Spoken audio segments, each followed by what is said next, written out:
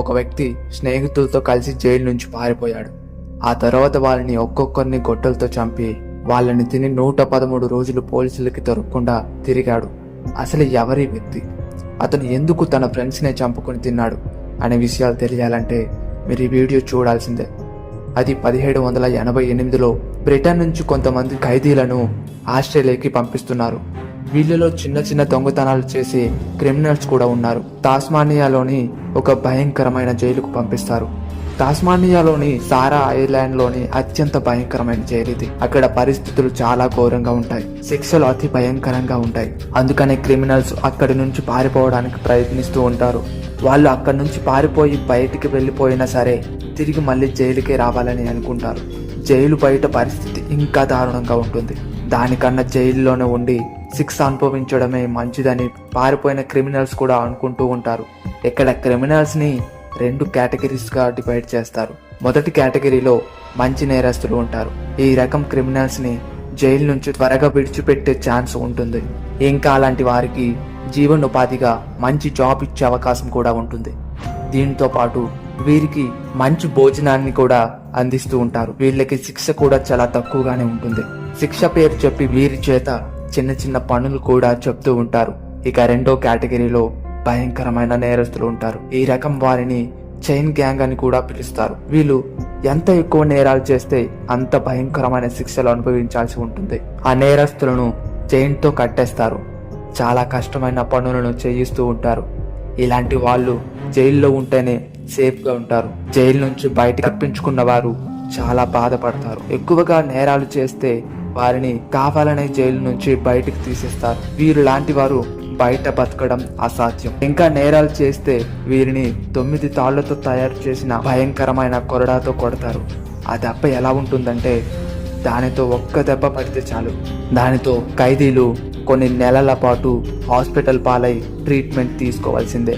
కొన్నిసార్లు దీంతో కొట్టడంతో వాళ్ళలో కొంతమందికి ఎముకలు కూడా విరిగిపోయాయి. అంత గట్టిగా ఉంటుంది మరి ఆ దెబ్బ. ఈ కథ అలెగ్జాండర్ పియర్స్ గురించి. అతను ఇష్టానుసారంగా ఎప్పుడు ఏదో ఒక నేరం చేస్తూనే ఉన్నాడు. 1819 అంటే అతనికి 26 సంవత్సరాలు ఉన్నప్పుడు 6 జతల షూస్ దొంగలించినందుకు ఐర్లాండ్ లోని ఒక జైలుకు తీసుకువెళ్లారు. అక్టోబర్ 3న 140 ఖైదీలతో పాటు అలెక్స్ ని కూడా అక్కడి నుంచి షిప్ లో ఆస్ట్రేలియాకి తీసుకువెళ్లారు. ఇది ఇలా జరిగిన 166 రోజుల తర్వాత 1820 జూన్ 27న అతను ఆస్ట్రేలియాకు చేరుకున్న వెంటనే సారా ఐలాండ్ లోని వెన్ డీమాన్స్ ల్యాండ్ కి మార్చి 4న అతనికి ఒక పని అప్పగిస్తారు. నిజానికి చెప్పుకోవాలంటే అలెక్స్ కి ఎలాంటి స్కిల్స్ లేవు. అందుకే అతను ఒక పొలంలో కూలీగా పనిచేయాల్సి వచ్చింది. రైతులతో పాటు అలా పనిచేస్తూ ఎన్నో నేరాలు చేస్తూ ఉన్నాడు. అందువల్ల అతన్ని రెండో కేటగిరీలోకి వేసేస్తారు. చైన్స్ గ్యాంగ్ కేటగిరీలోకి కలిపేస్తారు. కొన్ని రోజుల తర్వాత అతను జైలు నుంచి బయటికి వస్తాడు. అతనికి పోలీస్ కానిస్టేబుల్ జాబ్ కూడా వస్తుంది. కానీ 4 నెలల తర్వాత తన 9 ఫ్రెండ్స్ తో కలిసి ఇక్కడ నుండి బయట తప్పించుకోవాలని ప్రయత్నిస్తాడు. అక్కడికి 16 వారాల తర్వాత పోలీసులకి మళ్ళీ దొరికిపోతాడు. అప్పుడు ఆ సమయంలో అతనికి చాలా కోపం వచ్చింది. ఎందుకంటే పారిపోయిన తర్వాత కూడా మళ్ళీ దొరికిపోయినందుకు. అప్పుడే అతను మూర్ఖుడిగా మారిపోయాడు. 1821 మే 18న అతను మళ్ళీ దొంగతనం మొదలు పెట్టాడు. అందుకే అతనికి 50 కొరడా దెబ్బల శిక్ష పడింది. ఈసారి ఇతను 2 కోళ్లను మరియు ఒక బాతుని దొంగతనం చేశాడు. ఆ శిక్ష పడిన తర్వాత కూడా అతనిలో ఎలాంటి మార్పు రాలేదు. ఎన్ని జాబ్స్ మారుతున్నా అతని ప్రవర్తనలో ఎటువంటి మార్పు రాలేదు. దొంగతనాలు చేస్తూనే ఉన్నాడు. మత్తు పానీయాలు కూడా తీసుకునేవాడు. అందుకని ఇతనిని మళ్ళీ 6 నెలలు చైన్ గ్యాంగ్ లోనే వేసేశారు. కానీ ఈసారి అతను ఎన్నో ఆయుధాలను పెట్టుకుని ఉన్నాడు. 1822 మార్చిలో తన 6 ఫ్రెండ్స్ తో కలిసి విజయవంతంగా జైలు నుంచి తప్పించుకుంటాడు. 4 నెలల తర్వాత మళ్ళీ పోలీసులు పట్టుకుంటారు. ఇప్పుడు దొరికిన తర్వాత ఇతనికి భయంకరమైన శిక్ష విధిస్తారు. ఈసారి సారా ఐలాండ్ లోని రెండో వైపు పంపిస్తారు. ఇక్కడ ఇతని పైన ఎవరు జాలి చూపరు. ఇక్కడ ఇతని పైన ఉన్న శిక్ష పెరిగి 4 సంవత్సరాలకు చేరుకుంది.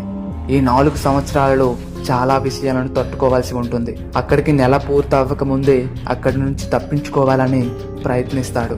కానీ ఈసారి పరిస్థితి చాలా దారుణంగా మారింది. 1822 సెప్టెంబర్ 20న అక్కడ జైల్లో రాగానే చైన్ గ్యాంగ్ వ్యక్తులతో పరిచయం పెంచుకుంటాడు.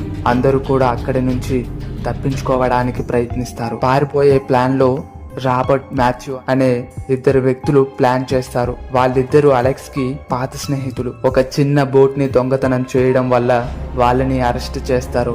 వీళ్ళకి ఈసారి చెప్పిన జాబ్ కారణంగా తప్పించుకోవడానికి ప్లాన్ చేస్తారు. వీళ్ళను చెట్లను నరికే పని అప్పగిస్తారు. అందుకు ద్వీపం నుంచి బయటికి వెళ్లాల్సి ఉంటుంది. పని చేయడం కోసం వీళ్ళకి ఉన్న గొలుసు కూడా తీసేస్తారు. అలాగే వీళ్ళకి గొడ్డలు కూడా ఇస్తారు. వీళ్లకు అప్పగించిన పని చేయడానికి వెళ్తారు. ఒక బోట్ వీళ్ళ దగ్గరికి రాగానే ఒక క్రిమినల్ అందులోకి జంప్ చేస్తాడు. వెంటనే అందులో ఉన్న వ్యక్తులతో, మా దగ్గర ఆయుధాలున్నాయి, మాతో ఎవరు గొడవ పడడానికి ప్రయత్నించకండి అని చెప్పి వీరందరూ అందులో ఉన్న ఫుడ్ ని అంతా దొంగలిస్తారు. ఈ వ్యక్తులు సిగ్నల్స్ పంపించకుండా ఉండడానికి మంటను కూడా పుట్టిస్తారు. అక్కడికి ఇంకో బోటు రాగానే ఆ బోట్ ని కూడా తీసుకువెళ్తారు. ఈ దారి గుండా ప్రయాణించకుండా మరో బోట్ ని కూడా ధ్వంసం చేస్తారు. అందులో కొన్ని సామాన్లు తీసుకుని పర్వతం వైపు నడుస్తూ ఉన్నారు. దాదాపు 3 గంటల సమయానికి వీళ్ళు పర్వతం కింద భాగానికి చేరుకున్నారు. 2500 అడుగుల ఎత్తు నుంచి ఎక్కి ఇక్కడి నుంచి జైలు ఎంత దూరంలో ఉందా అని చూస్తారు. వీళ్ళు పర్వతం పైకి ఎక్కేసరికి రాత్రి అవుతుంది. అప్పుడు వాళ్ళు చలిమంట వేసుకొని విశ్రాంతి తీసుకుంటారు. సర్చ్ టీం వస్తే వారిని గుర్తించేందుకు ఒకరి తర్వాత ఒకరు మేల్కొని ఉన్నారు. ఉదయాన్నే వీళ్ళు అక్కడి నుంచి బయలుదేరుతారు. వీలైనంత ఎత్తులో ఉంటారు. రాత్రి అవ్వంగానే మళ్ళీ క్యాంపింగ్ వేసుకొని నిద్రపోతారు. పారిపోయిన 3వ రోజు పారిపోవడం చాలా కష్టతరంగా మారిపోతుంది. అక్కడ వాతావరణం కూడా భయంకరంగా మారుతుంది. వర్షం ఆగకుండా కురుస్తూనే ఉంటుంది. ప్రతి వైపు నుంచి కూడా చల్లని గాలులు వీస్తాయి.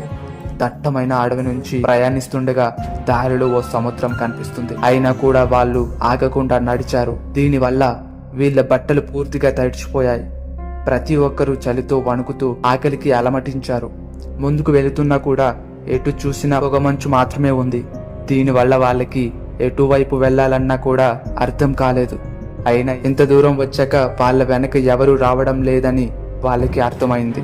ప్రతి ఒక్కరి పరిస్థితి చాలా దారుణంగా మారింది. వీళ్ళు ఒక బీడు భూమి పైన విశ్రాంతి తీసుకుంటారు. సాయం అడుగుదామన్నా కూడా చుట్టుపక్కల ఒక్కరు కూడా కనపడరు. వీళ్ళకి తినడానికి కూడా ఆహారం కూడా దొరకలేదు. కనీసం ఒక్క చిన్న జంతువు కూడా కానరాలేదు. ఆ రాత్రి మళ్ళీ మంట వేసుకుని జైలు నుంచి తప్పించుకుని తప్పు చేశాము అని అందరూ బాధతో ఉంటారు. 5వ రోజు భారీ వర్షం పడుతుంది. కొంత దూరంలో మళ్ళీ వీళ్ళు క్యాంప్ను వేసుకుంటారు. 7వ రోజు వర్షం కాస్త ఆగిపోతుంది. పొగ కూడా ఆగిపోతుంది. ఆ రోజు ఫ్రెంచ్ మెజ్ పర్వతం దగ్గరికి వెళ్లారు. అక్కడికి వెళ్ళాక అది జైలు నుంచి 19 కిలోమీటర్ దూరంలో ఉంది. ఏదో ఒక విధంగా పర్వతాన్ని అయితే దాటేశారు. కానీ ముందుకు వెళ్తున్న కొద్దీ వీళ్ళకి మళ్ళీ అడవి కనిపిస్తుంది. చెట్లను నరికి వర్షం నుంచి గాలి నుంచి సురక్షితంగా ఉండేందుకు క్యాంపింగ్ ని వేసుకున్నారు. 8వ రోజు వాతావరణం అంతా బాగానే ఉంది. కానీ అడవి ఎంత దట్టంగా ఉంది అంటే ముందుకు వెళ్ళడానికి కూడా కష్టంగా మారింది.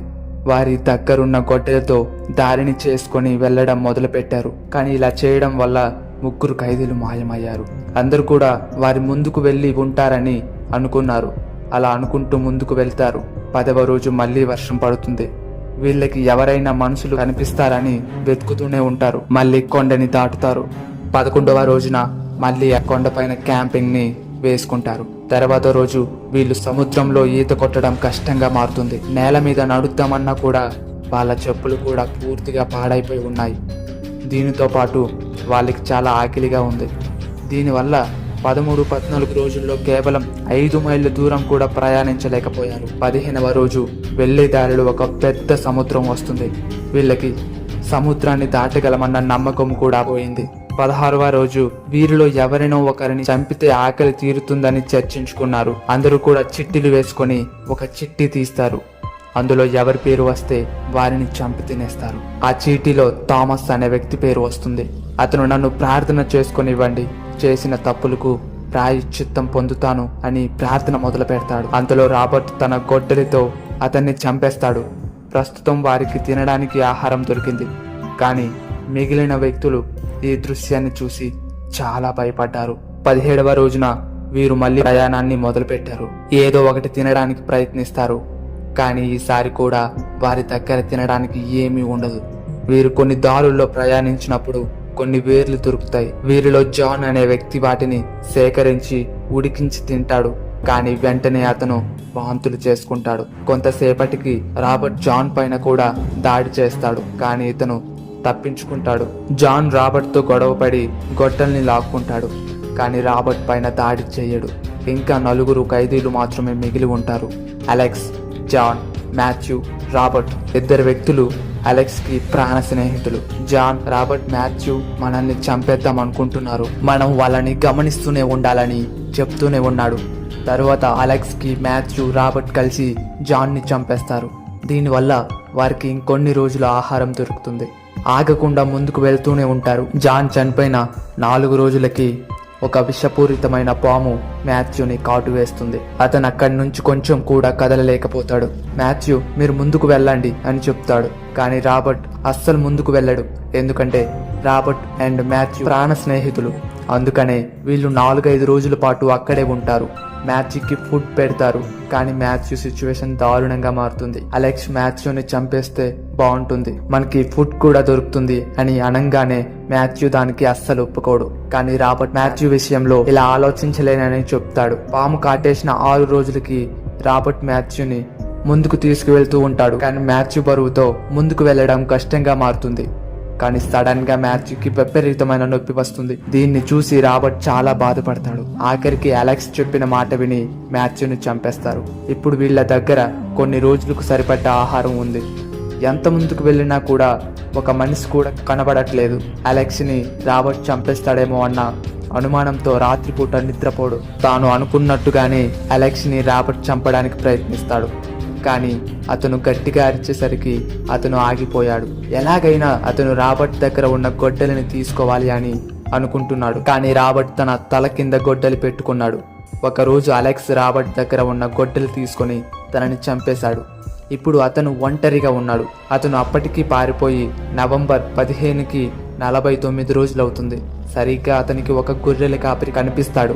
ఇంతకుముందు అలెక్స్ అతని దగ్గరే పనిచేస్తాడు. కానీ అలెక్స్ పరిస్థితి దారుణంగా ఉండడం వల్ల అతను అలెక్స్ ని అస్సలు గుర్తుపట్టలేకపోయాడు.